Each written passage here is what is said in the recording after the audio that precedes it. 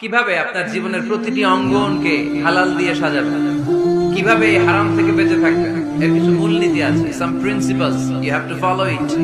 এই প্রিন্সিপাল গুলো যদি খেয়াল করেন তাহলে হালাল দিয়ে জীবন সাজানো সহজ। আর এই প্রিন্সিপালে মূলনীতিতে যদি ভেজাল লাগাই দেন তাহলে সব জায়গায় ভেজাল আছে না নাই।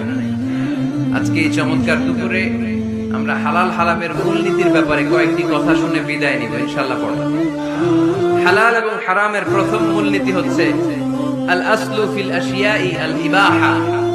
মূলত সব কিছু পৃথিবীতে যা দেখি, যা পাওয়া যায়, খাবার দাবার যাই হোক না কেন, মৌলিকভাবে সবকিছু হালাল। যুবক ছেলেরা বুঝে যাও, কান দুটো খরগোশের কানের মতো খাড়া করে। আমি সহজ করে বুঝাবার চেষ্টা করব, যদিও সহজ করে বুঝানো সহজ করে।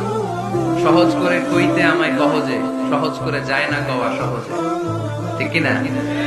তারপর আমি চেষ্টা করছি সহজ করে বুঝানো। খুব সহজ। দ্বীন ইউসরুন লা উসরা ফি। দ্বীন সহজ, এর মধ্যে কাঠিন্যতা নাই। মন জয় করার চারটা বাক্য আল্লাহর হাবিব সাল্লাল্লাহু আলাইহি ওয়াসাল্লাম আমাদেরকে শিখিয়ে গিয়েছেন। বাশশিরু ওয়ালা তুনাফিরু, ইয়াসসিরু ওয়ালা তুআসসিরু। সহজ করে উপস্থাপন করো, কঠিন করো না। মানুষকে দিনের প্রতি আকৃষ্ট করো, দিন থেকে ভাগিয়ে দিও না। আমরা অনেকে দিন থেকে ভাগাই দেই, আছে না নাই? এক ছেলে হিন্দু হইছে, হিন্দু থেকে মুসলমান হইছে। আগে ছিল হিন্দু, এখন থেকে এই ছেলেরা কি সুন্নি মুসলমান বানাবে, না ওয়াহাবি বানাবে, না আহলি হাদিস বানাবে, না হানাফি বানাবে, এই নিয়ে খিলাখিলি আছে না নাই? কি বিপদ! সে আগে হিন্দু আসছিলাম, এটাই তো ভালো আছিল। মুসলমান হওয়ার পরে এর ভয় দেখানো শুরু করছে। এই খবরদার, নামাজ রোজা জাকাত হজ সব লাগবে, হারাম খাওয়া যাবে না, এটা নাই ইসলাম, এটা নাই, ওইটা নাই, ওইটা নাই, হিন্দু কে দিলে আমিও নাই। খবরদার, আল্লাহ ছাড় দিতে চায়, মৌলবীরা ছাড় দেয় না, আছে না নাই?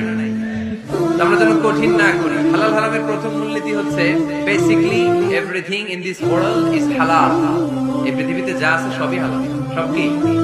সব হালাল, সব হালাল, সবই হালাল, অল্প কিছু হারাম। সুবহানাল্লাহ পড়ে।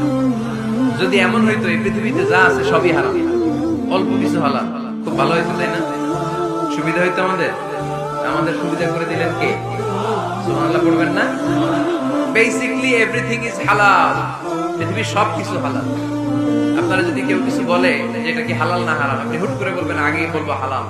যদি হারামের দলিল পাওয়া যায় তখন বলবো হারাম, ঠিক কিনা? আমাকে যদি বলেন এটা হালাল না হারাম, আমি যদি বলি হালাল, আপনি যদি বলেন দলিল দেন, এটা আপনি ভুল বলবেন। কারণ কোনো কিছু হালাল করতে হলে দলিল লাগে না। কোনো কিছুকে হালাল বলে সাব্যস্ত করতে দলিল লাগে না। হারাম বলে যদি সাব্যস্ত করতে চান তখন দলিল লাগবে। তাও